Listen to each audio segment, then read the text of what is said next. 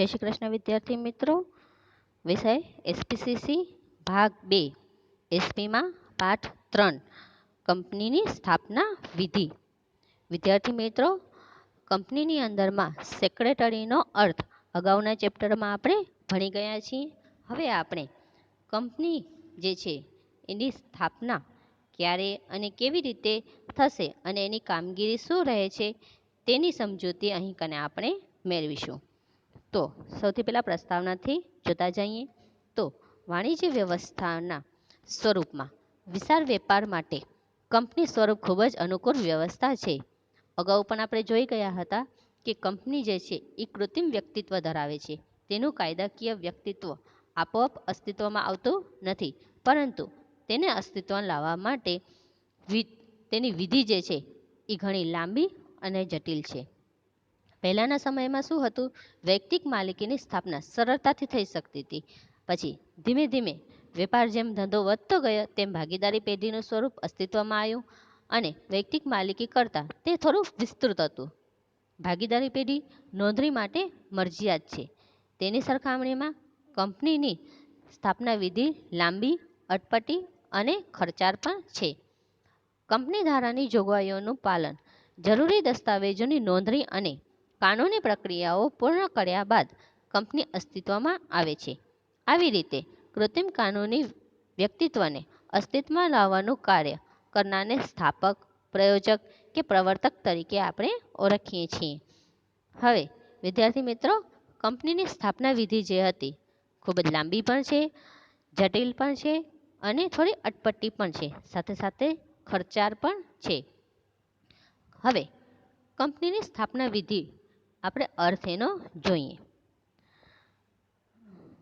તો કંપનીનો કાયદાકીય રીતે અને ટેકનિકલી રીતે જોઈએ તો કોઈ ચોક્કસ અર્થ રહેતો નથી, પણ બ્રિટિશ કોમન લો મુજબ એનો એક અર્થ અથવા તો કહીએ કે મિનિંગ આપવામાં આવ્યો છે. તો કંપનીનો મિનિંગ છે કાયદાકીય વ્યક્તિ અથવા તો કૃત્રિમ વ્યક્તિ, એવો અર્થ કરવામાં આવ્યો છે. કંપનીના સભ્યો બદલાઈ જાય છે, નિવૃત્ત થાય છે કે મૃત્યુ પામે છે, પણ કંપનીનું અસ્તિત્વ ઉપર કોઈ પણ અસર પડતી નથી, કેમ કે જે વ્યક્તિ અથવા તો જે સભ્ય નિવૃત્ત થાય છે તો બદલામાં અન્ય વ્યક્તિ જોડાય છે, અથવા તો મૃત્યુ પામે છે તો બદલામાં અન્ય વ્યક્તિ એની સાથે જોડાતા જાય છે. એટલા માટે કંપની જે સ્વરૂપ છે એ અસ્તિત્વ જે છે એ બહુ લાંબુ હોય છે, લાંબો સમય એ ચાલી શકે છે. એની વ્યાખ્યા પણ નીચે જોતા જઈએ તો કંપની ધારા 2013 પ્રમાણે જે નવા નિયમો લાગુ પડ્યા હતા, એ કંપની ધારો જે નવો લાગુ પાડ્યો હતો એ પ્રમાણે કંપની એટલે કંપની ધારા 2013 પ્રમાણે સ્થપાયેલી કે આ પહેલાં કોઈ કંપની ધારા પ્રમાણે સ્થપાયેલી કંપની, આવી એની વ્યાખ્યા આપવામાં આવી છે.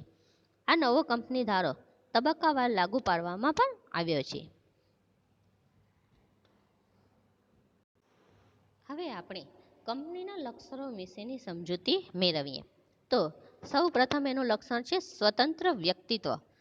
કંપની અહીં આપણે જોયું કે એ કૃત્રિમ વ્યક્તિત્વ ધરાવે છે, તેથી કંપનીનું જે વ્યક્તિત્વ છે એ સ્વતંત્ર છે, એમાં કોઈ પણ જોડાઈ શકે છે. આ એક પ્રકારનું એનું વિશિષ્ટ લક્ષણ ગણી શકાય, કેમ કે કંપનીનું કાયદાકીય સ્વતંત્ર વ્યક્તિત્વ છે. નિયમો અને કાયદાઓ મુજબ એ ટકી રહે છે, જેથી એ લાંબો સમય સુધી ટકી શકે છે. બીજા નંબરનું જોઈએ, કંપનીના સભ્યોની મર્યાદિત જવાબદારી. કંપની કાયદાકીય વ્યક્તિત્વ ધરાવે છે, કાયદા મુજબ ચાલે છે, તેથી કંપની વ્યક્તિ તરીકે સંપત્તિ અને જવાબદારીની માલિકી છે, પરંતુ સભ્યોની જવાબદારી તેમને ધારણ કરેલ શેર પૂરતી જ મર્યાદિત છે. ઓછા શેર ધારણ કરેલ હશે તો એની જવાબદારી ઓછી આવશે, વધુ શેર ધારણ કરેલ હશે તો જવાબદારી વધારે આવશે. છતાં અમર્યાદિત જવાબદારીવાળી કંપનીની રચના થઈ શકે છે, જેમાં શેર ભલે ઓછા હોય પરંતુ જવાબદારી વધુ પણ ભેગી કરી શકાય છે. 3 નંબર, કાયમી અસ્તિત્વ. કંપની કૃત્રિમ વ્યક્તિત્વ ધરાવતી વ્યક્તિ છે અને તે કાયમી અસ્તિત્વ ધરાવે છે. તેના સભ્યોના મૃત્યુ કે માંદગીના કંપનીના અસ્તિત્વ ઉપર કોઈ અસર પડતી નથી, કારણ કે અહીં કને ઘણા વ્યક્તિઓ જોડાય છે અને ઘણા વ્યક્તિઓ છૂટા પણ થતા હોય છે, પણ કંપની એવી જ રીતે ટકી રહે છે. 4 નંબર, અલગ મિલકત. કંપની એક અલગ વ્યક્તિ હોવાના કારણે તે પોતાના નામે મિલકત ખરીદી શકે છે અથવા તો વેચી શકે છે. કોઈપણ શેરહોલ્ડરનો કંપનીની મિલકત ઉપર અધિકાર હોતો નથી. અહીં કને માત્ર જે નામે કંપની ખોલી હોય એ પોતે જ માલિક બનશે અને એના નામે જ મિલકતોની ખરીદી અને વેચાણ થતું હોય છે. એમાં કોઈ વ્યક્તિગત રીતે જવાબદાર અથવા તો અધિકાર ધરાવી શકતા નથી. 5મા નંબરનું શેરોનું હસ્તાંતરણ. નિયમનપત્રમાં જણાવેલ નિયમો અનુસાર કંપનીના શેરની ફેરબદલી પણ થઈ શકે છે. એક વ્યક્તિ અન્ય વ્યક્તિને શેર સોંપી શકે છે અથવા તો વેચી શકે છે. 6 નંબરનું, કંપની દાવો કરી શકે છે. કંપનીઓ ઉપર દાવો થઈ પણ શકે છે. કંપની કાયદાની નજરમાં એક કાયદાકીય વ્યક્તિ છે.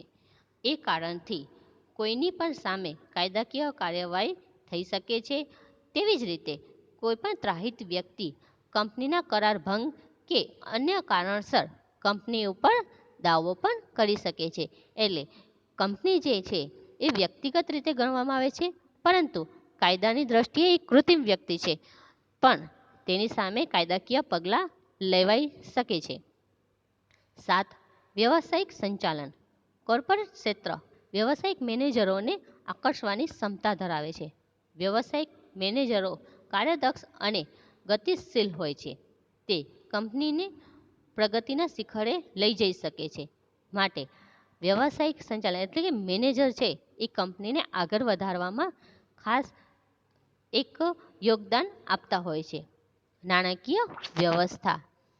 કંપની શેર કે ડિબેન્ચર દ્વારા એકઠી કરેલી મૂડીથી ધંધાની શરૂઆત કરી શકે છે અને ધંધાની અંદરમાં જે રોકાણ થતું હોય છે એના દ્વારા મૂડીની વ્યવસ્થા થઈ શકતી હોય છે. આ હતા કંપનીના લક્ષણો. આ પ્રમાણેની કંપનીની શરૂઆત થતી હોય છે. હવે આપણે વિદ્યાર્થીઓ કંપનીની સ્થાપના કરવાની જે છે એની આપણે વિધિ અહીં કને આપણે જોઈશું. તો કંપનીની સ્થાપના માટે એક તો આપણે અગાઉ જોઈ લીધું હતું કે સ્થાપના વિધિ જે છે એ ખૂબ જ જટિલ છે અને ખર્ચાળ પણ છે. હવે આપણે આ કાર્ય જે છે અચાનક તો થઈ નથી જતું, તો એના માટે ઘણા બધા તબક્કાઓમાંથી પસાર થવાનું રહે છે. તો સૌથી પહેલો અહીં કને તબક્કો દીધેલો છે સ્થાપના પહેલાંનો તબક્કો અથવા તો નોંધણી કર્યા પહેલાંનો તબક્કો. એના અહીં કને મુદ્દા પણ આપેલ છે. સૌથી પહેલો આપણે સ્થાપનાનો તબક્કો અહીં કને જોશું. કેમ કે સૌથી પહેલાં આપણે કંપનીની સ્થાપના કરવાની છે અથવા તો કહી શકીએ એની નોંધણી કરવાની છે. તો એ પહેલાં આપણે કઈ બધી કામગીરી કરતા હોઈએ. તો આ કંપનીની સ્થાપનાનો પ્રથમ તબક્કો છે. આ પ્રારંભિક તબક્કામાં કંપની સ્થાપવાની વ્યવહારુ શક્યતા, સાધનોની ઉપલબ્ધિ અને મૂડી વિશેની તપાસ કરવામાં આવે છે. આમ કંપનીની સ્થાપના નીચેના તબક્કાઓમાંથી પસાર થવું પડે છે. તો સૌથી પહેલું આવશે કંપનીની સ્થાપનાનો વિચાર. કોઈપણ વ્યક્તિ અથવા તો વ્યક્તિના સમૂહને કંપની અથવા તો ધંધાની શરૂઆત કરવી છે એવો એના મગજમાં અથવા તો એના દિમાગની અંદરમાં વિચાર આવે. સૌપ્રથમ એવો વિચાર થાય છે. આપણે ઘણી વખત જોતા હશું વિદ્યાર્થીઓ, તમારો પણ આવતું હશે કે પરીક્ષા આવતી હોય તો એના પહેલાં આપણે દિમાગમાં ઘણા બધા વિચારો આવતા હશે. મેં આટલી તૈયારી કરી છે તો મને આટલા ટકા આવશે, મને આવું પેપર આવશે તો હું આ લખીશ, મેં આ પ્રશ્ન આવશે તો પ્રશ્નનો જવાબ આ પ્રમાણે લખીશ. એવા ઘણા બધા વિચારો પણ પહેલેથી આપણે તૈયાર કરતા હશું. જે પૂર્વ તૈયારી હોય છે એ જ ભવિષ્ય માટે ઉપયોગી સાબિત થતી હોય છે. કારણ કે આપણે વર્તમાનમાં જેટલી પણ તૈયારી કરતા હોય એ અગાઉ ભવિષ્ય માટેની જ હોતી હોય છે. તો અહીં કને પણ ધંધો શરૂ કરતા પહેલાં આપણને ઘણી બધા વિચાર કરવાના હોય છે કે કયા કાર્ય આપણે કયા પ્રમાણે કરીશું. સૌથી પહેલી ધંધાની સ્થાપનાનો વિચાર થાય છે. કંપની સ્વરૂપમાં ધંધાની સ્થાપના અંગેનો ખ્યાલ એક વ્યક્તિ કે વ્યક્તિના સમૂહને ઉદ્ભવે છે. આ ખ્યાલ ધંધાની સ્થાપના તરફ દોરી જાય છે. સ્થાપકના આ બીજારોપણને તેની કલ્પના શક્તિ અને સર્જકતા પોષે છે. જે સ્થાપકના મનમાં એવો વિચાર આવ્યો છે કે ધંધાની સ્થાપના કરવી છે, તો એની જે કલ્પના શક્તિ અને એની જે સર્જકતા છે, એના જે વિચારો છે, એ વિચારોને એક સ્વરૂપ આપવામાં આવે છે. તે તેમાં રહેલા જોખમો ઉઠાવવા માટે તૈયાર હોય છે અને માનવ શક્તિ તેમજ માલસામાનને ક્રિયાશીલ કરી ધંધા તરફ આગળ વાળે છે. ત્યારે કંપની અસ્તિત્વમાં આવે છે. એટલા માટે કંપનીને તેના પ્રવર્તકનો માનસપુત્ર કહેવામાં આવે છે. વિદ્યાર્થી મિત્રો, આ એક વાક્યમાં આપણને પૂછવામાં આવે છે કે કંપનીનો માનસપુત્ર કોને ગણવામાં આવે છે? તો પ્રવર્તક, જેને એવો વિચાર આવ્યો છે અને વિચારને આગળ વધારવા માટેની સજ્જતા ધરાવી છે. પછી બીજા નંબર ઉપર જોશું પ્રાથમિક તપાસ. જે વિચારો આવ્યા છે, ખ્યાલની શક્યતાઓ નિષ્ણાંતો દ્વારા તપાસવામાં આવે છે. આપણને જે વિચાર આવ્યા છે એ નિષ્ણાંતો સમક્ષ રજૂ કરશું અને એના દરેક પાસાઓની એક પછી એક સમજ મેળવીશું.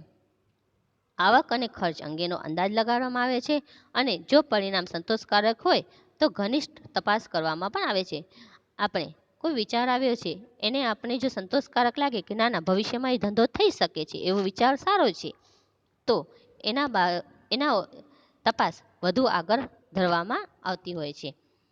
કેમ કે જો શરૂઆતમાં જ આપણને ખ્યાલ આવી જાય કે આ ધંધો નફાકારક નથી, તો એવા ધંધાને આપણે આગળ ધપાવવું અનિવાર્ય પણ નથી રહેતું. પછી ત્રીજા નંબર આવશે વિગતવાર તપાસ. જો વિસ્તૃત તપાસ કરવામાં ન આવે, વધારે પડતી આપણે તપાસ કરવામાં ન આવે, તો એના વિપરીત પરિણામો આવી શકે છે. જે માટે કરીને સરકારની નીતિ, કાનૂની નિયંત્રણો, કાચા માલની ઉપલબ્ધિ, માંગ અને પુરવઠાની સ્થિતિ, સહાયક સેવાઓની સગવડ વગેરે બાબતો અંગે ચકાસણી કરી તપાસ કરાય છે. વિગતવાર તપાસથી ચિત્ર સ્પષ્ટ બને છે અને આગળ વધવું કે યોજના પડતી મૂકવી એ અંગેનો નિર્ણય લેવાય છે. આપણે જે વિગતવાર એક એક વસ્તુઓની તપાસ કરી એના ઉપરથી આપણને માહિતગાર થઈ જાય છે કે આપણે જે ધંધાનો વિચાર કરી રહ્યા છીએ, જે યોજના કરી રહ્યા છીએ, એ આપણે યોજના ઉપર અમલ કરી શકશું કે નહીં કરી શકીએ. પછી ધંધાનો વિચાર તો થઈ ગયો, એના સંસાધનોની સગવડ પણ જરૂરી છે. તો ચોથા નંબર ઉપર સંસાધનોની સગવડ.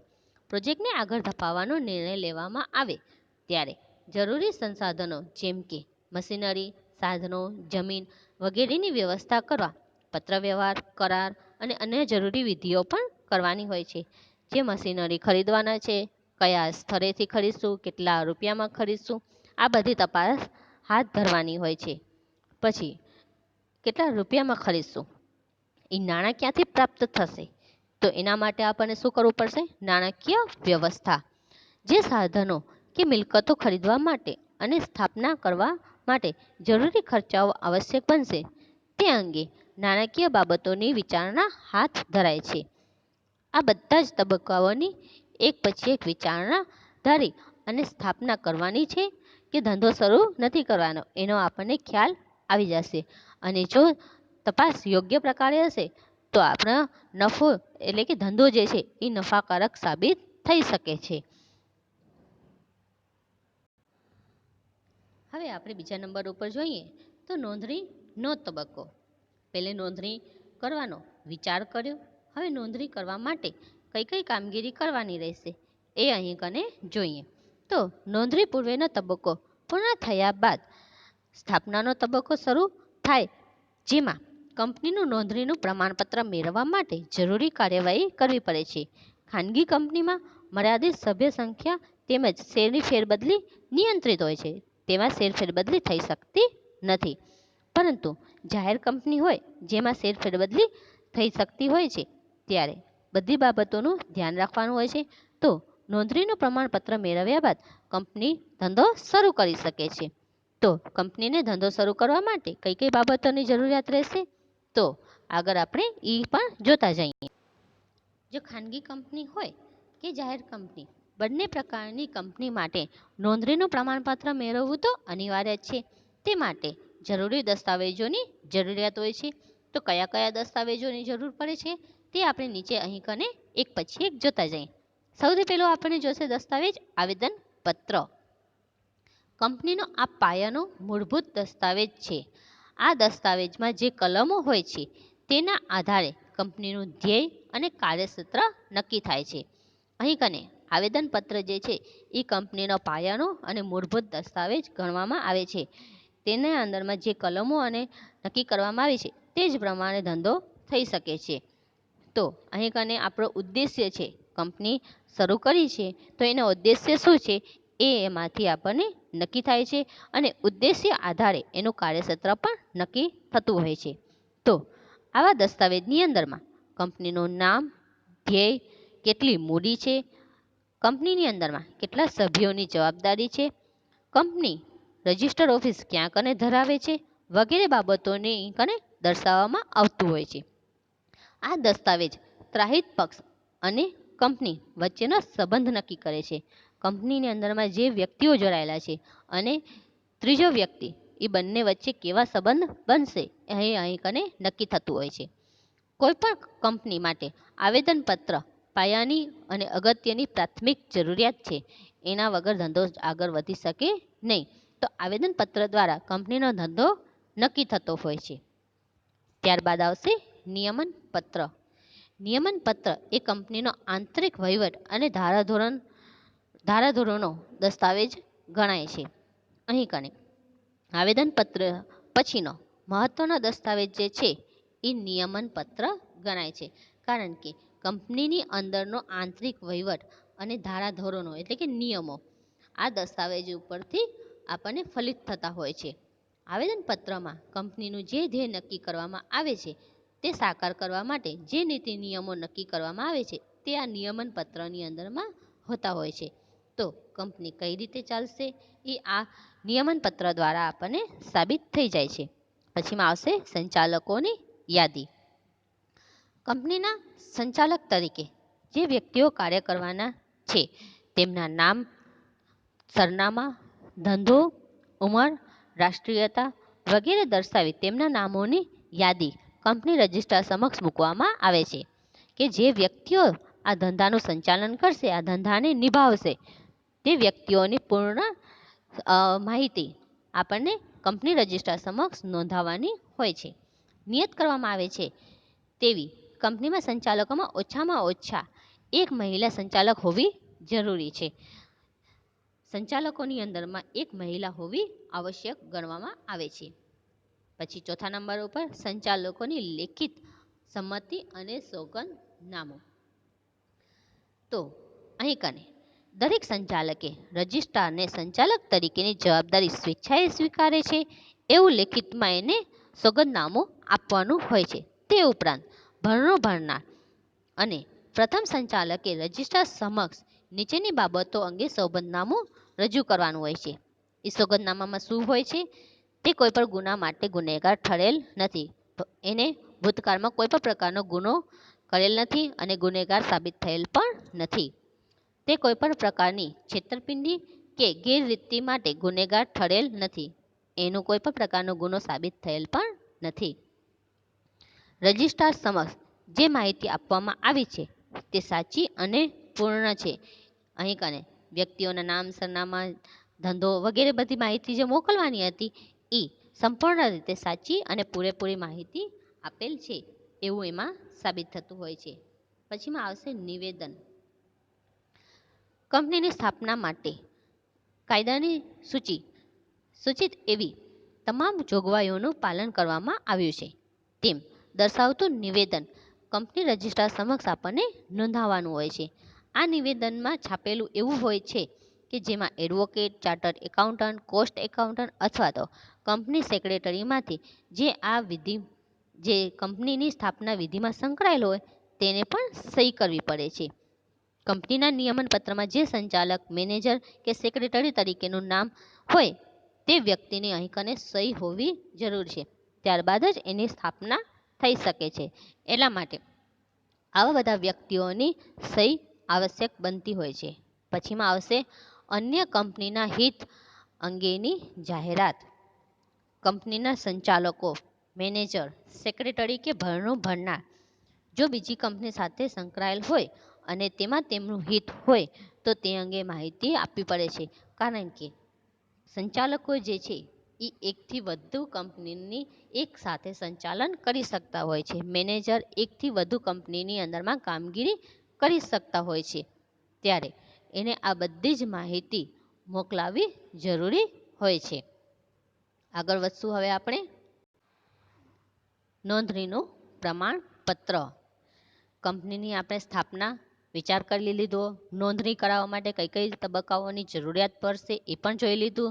હવે આપણે નોંધણીનું પ્રમાણપત્ર મેળવવાનું. તો ઉપરના જેટલા બી દસ્તાવેજો જોયા એની સાથે જરૂરી ફી ભરવામાં આવે છે અને કંપની રજિસ્ટ્રારને ચકાસણી કર્યા બાદ જો સંતોષકારક લાગે તો તેની નોંધણી કંપનીઓના ચોપડાઓમાં કરે છે. આ વિધિ પૂર્ણ થયા બાદ રજિસ્ટ્રાર નોંધણીનું પ્રમાણપત્ર આપતા હોય છે.